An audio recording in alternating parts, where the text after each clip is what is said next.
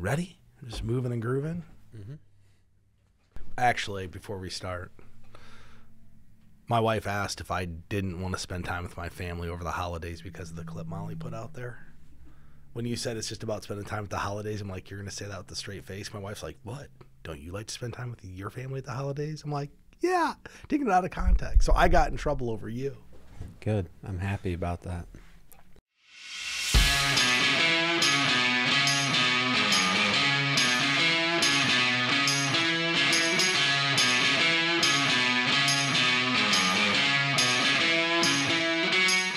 Welcome back to the Behind the Well Show. Your host, Roger Abel, with Elias, Randel. Eli, there's a lot of stuff happening in the markets today, and the markets, the last month has actually done quite well. I think people are probably feeling a little better. I hope so. When they got their November statement than they were the rest of the year. It's probably about the only positive one they've had on the year. But, all of this makes me think about, Elias, where we're consuming our information. So many people are just consuming their information from online sources. And I saw an article on Facebook the other day. It's actually an advertisement from a company that does financial planning. And I decided I was going to click on it because I'm always looking to see what other people are doing. That's what good business owners do. They see what their competition's doing and kind of match up what they're talking about. And I always click to the comments before I'll read it, because a lot of times the comments will kind of tell you whether this is like an advertisement or this is worthwhile. And the first line in one of the comments was, "This is the craziest thing ever. These people are planning a retirement around an inheritance." So then it really piqued my interest, right? Because now I got to read it. I went in and read the article, and the article basically had a tab for retirement in what will your inheritance be? And everybody in the comments is like, wait a minute, I wish I had an inheritance. But it struck me that people are planning a financial plan around money they're going to inherit. And I thought about that personally as to how crazy that actually is on a couple levels. Number one, it's just allowing people to make a rational choice to not save for retirement because I'm going to get an inheritance. Yeah, that's not the adult thing to do. Most inheritances won't be meaningful enough for you to retire on. That's the first problem. The second problem is there's no guarantee there's going to be money left. And someone could say, well, yeah, mom and dad have $3 million. $3 million will go really fast in an extended care nursing home, especially if both people go. It can, and there's typically more than one sibling. Right? Like let's say your folks have done a great job and they have $3 or $4 million. Well, if there's 3 or 4 siblings, you're not going to get all of that. And I think the other thing, 3 or 4 million today is not going to be at 3 or 4 million's worth in 25 years when you need to retire. And oh, by the way, I always run into this, and I know someone that they're like, well, yeah, I'm going to inherit this farm and all this money. I'm like, but you'll probably be like 70. By the time it happens? Yeah, like what good's it going to be if you're 70 years old? But they're using this as a reason to not plan for their retirement. And it struck me because Molly had come up with this outline, and it talks about the great wealth transfer to millennials, because we are starting to see this massive transfer of wealth from one generation to the next. This generation that's done a great job saving money, squirreling away money, going to the generation that feels like we need to have instant gratification right away. And I think that's driven by social media and a lot of other factors that we could get into. But baby boomers are actually set to pass more than $68 trillion to their children. And it may not be as great for these millennials as they believe for multiple reasons. I don't know. Do you have anybody, Elias, that is planning on an inheritance? I think other than some people we work with that, they might know, but I think they have I don't know anyone who's only planning on inheriting money as far as like their wealth building. I know some people that assume that they'll probably inherit some money, and that's probably a good assumption to make knowing their family, but no one just planning on it. And here's the other thing I know about building wealth and doing all this, the vast majority of millionaires are first generation, right? Very few people inherit enough money to become very wealthy. And most people do it by working, making an income, saving money, starting a business.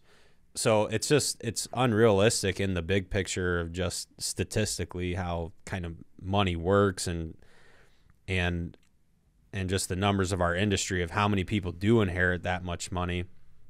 And I thought the other insightful thing from reading this, and I think it kind of coincides with our philosophy, because baby boomers have done a really good job saving, and we know that working in this business, but they're also spending their money, and kind of they have their feelings about it is they've earned it and they want to spend it. And I don't know, I can't speak for other firms, but I know it's important for us that our clients enjoy their money and they spend it and have the lifestyle that they want. And I would imagine we're not the only financial advisors or firm telling people that. Like, you've saved this, you should enjoy it. Let's figure out how to get you the lifestyle you want.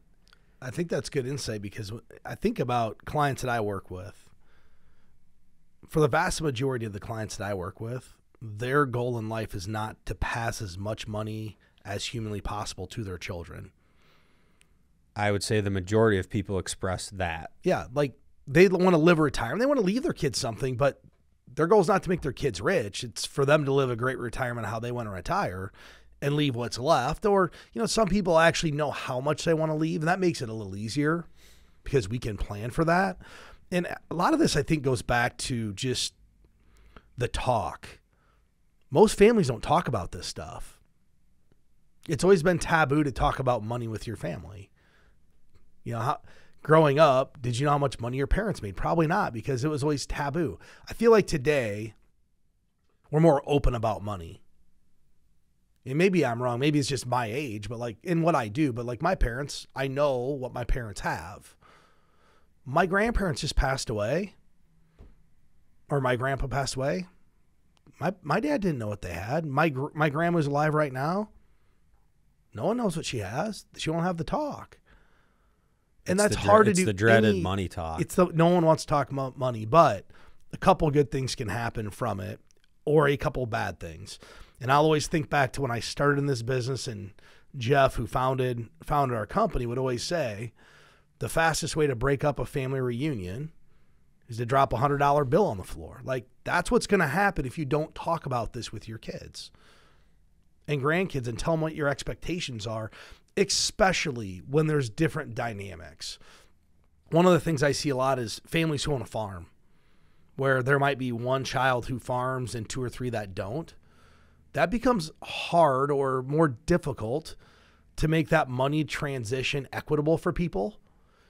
And what I mean by that is, if there's one child farming, they probably want to keep that farm.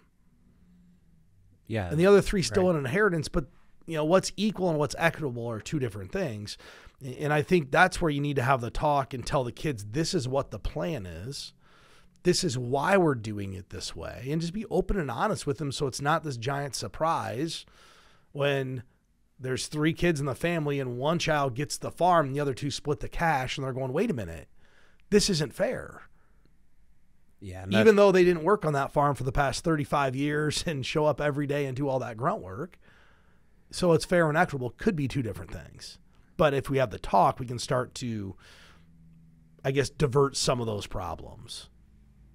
And I think that's probably a good starting point, because a lot of it's really probably going to be how you approach the conversation and the things you talk about as a family. But a good starting point would just be to have a conversation around it. This is, and I think if you gave your kids some insight into what's going on and, potentially what they might inherit, this is what we think is fair for everyone. And I suppose if everyone had an opportunity to at least express an opinion on it, it may not change the ultimate outcome of that, but at least everyone would feel like they're involved and maybe they have some kind of say and they feel like they're in the know, which I feel like most families, there's one, seems like, most families, they always designate one person to handle, everything, like the executive of their estate or whatever it is. And a lot of times it's the oldest or whoever the parents think is the most responsible. And ultimately, once you're in that situation, that person gets to make a lot of decisions. So it might just be worthwhile to have a family conversation about it. And it's probably a good idea to do that with your advisor to kind of maybe not be directing the conversation, but could kind of moderate that and at least hear the different sides and offer an outside voice that is not as biased in the situation. It always comes back to us being a counselor of some kind. Yeah, which it's better than having someone in the family in the middle of everything. So, Elias, I think this is interesting. I read an article from Vanguard. It said 401k hardship withdrawals hit record high. And I started thinking about that. Why would 401k, I mean, other than the stock market being down, why would people be taking withdrawals from their 401k? And I think what this really is, it's inflation again. It's really a sign that inflation is hitting people and people are not willing to give up their lifestyle. They're not willing to not buy the $50,000 car. They're not willing to not take. I just got back from Disney. I don't know how people afford it. I'll be completely honest with you, because the amount of money I spent once I got there was almost what I spent to get there. Every toy, every meal. I mean, you know, you think, oh yeah, we're going to go to a buffet. People aren't expecting $250 for their bill for 4 people. Yep, $20 cheeseburger at the cheeseburger stand, the concession stand, or whatever they have. I got out. We went to a drive-in movie theater thing at Hollywood Studios where you sit like in a car and you watch a drive-in movie and they serve burgers. 4 of us for lunch. I got out for $120. I thought it was a deal. I felt good about it. That's how expensive everything was. Yeah. And I don't really watch prices, but man, I could see how somebody says, hey, I'm taking my family to Disney, and they could go spend $20,000 really quick. So do you need a hardship withdrawal now after your Disney trip? Maybe. You should probably take one. No, I don't, but it just struck me that think about where people go. So we talked about last month, credit card balances are on the rise. Now Vanguard comes and publishes that 401k hardship withdrawals hit a record high. So what's happening? We maxed out our credit cards. Now we have to either pay our credit cards off or we can't pay the bill. So now I go knock out a 401k loan. Unfortunately, when did they take this 401k loan? When the market was down 20%. They compounded that loss. They'll pay it back over 5 years if they pay it back. Yeah, and those two things, those go hand in hand. And, you know, it just, there's certain things that you're either going to do or you're not. So, and the vast majority of people, they live beyond their means. They don't save enough money. They use credit cards irresponsibly. So ultimately, each family, you have to decide, what are you going to do? Are you going to be in the boat where you rack up your credit card bills and now you're taking a hardship withdrawal to pay off debt that you shouldn't have anyway? Or can you kind of buckle down and get stuff under control? And it's not like people aren't working. There's jobs and there's plenty of good jobs available, but you have to be a little bit more responsible about living within your means and living on a budget. And if you have to give up some lifestyle things, then that's just what you do. We'll get to that point eventually. And that's going to help inflation come down when people realize, hey, I can't afford to do this and I have to make decisions. Because with all the money that was injected into the economy during COVID, people had a lot of extra money and they got used to living on it. And I think people got used to living at home. And what I mean by that, Elias, is when we lived at home, we couldn't leave our house because of COVID. Nothing was open. And let's just say you're getting $5,000 a month after tax from your paycheck. Well, you didn't have any place to spend the $5,000. Yeah, it was easy to not spend money. Easy to not spend money. Now that everything's open, what's everybody want to do? I want to go bowling. I want to go out to dinner. I want to go do this vacation. And they can't afford it. They thought they could afford it. They could afford it when they didn't do anything. Or they bought a second house during COVID because they had all this extra money. But now that they're doing things, guess what happened? It's hard to afford. So in the last week and a half, I've watched or read a couple different articles on the on the kind of pending bubble of Airbnbs and second vacation home rentals. And I found this fascinating. And there was actually a gal who did a YouTube video, and she's like a really, really popular YouTuber. And I forget her name. I could pull it up and find it. But she put a video out there about how she bought a rental house in California because she thought it could, she'd always cash flow it. Well, her Airbnb rentals were down like 50% because people have less money, so they probably can't vacation as much. And last month she lost $2,000 on this Airbnb. How many people, so most people that own a second home or a vacation place, a large majority are planning on renting them out because of this. Hey, I can get rich from the Airbnb and whatever the other services are called. And Dave Ramsey actually had a whole clip about this Airbnb and how it's a horrible idea because it's 25 times more work than just doing a long-term rental. Everybody destroys your stuff, but the second part is you're planning on people continuing to rent versus knowing people are coming in. But I want people to think about this dynamic and where this is going to lead to inflation coming down and housing market. And this is all what the Fed wants to have happen. But if you bought an Airbnb, Elias, condo, wherever, Davenport, I don't care where it is, and your cost every month is $1,000 to keep this place, and you're renting it for $100 a night, and you have to rent out 10 nights to break even, but you only rent 5, what happens? You're not even. You're not even. Most people can't afford to not have the rental income. So you run a deficit. How long can somebody run a deficit? Paying the bills, the utilities, the internet, the expenses, the payment on it, because they're not paying cash. Very few people are paying cash for it, because if they're paying cash, they don't have to rent it. What's the first thing you're going to do when it starts to be a negative run on this for 5 months in a row? You're going to sell it. You're going to sell it. And what's going to happen to the price? You're going to sell it the highest or something less than that? Yeah, prices are already coming down, but so at this time you're not selling it for what you could a year, 2 years ago. Well, and here's the other thing. Are you selling it because you want to sell it or because you need to sell it?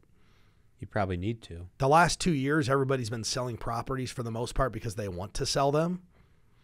We're going to get to the point where people are selling properties because they need to sell them. And that's where we're really going to start to see some prices and inflation coming down. But Elias, this all comes back to this article.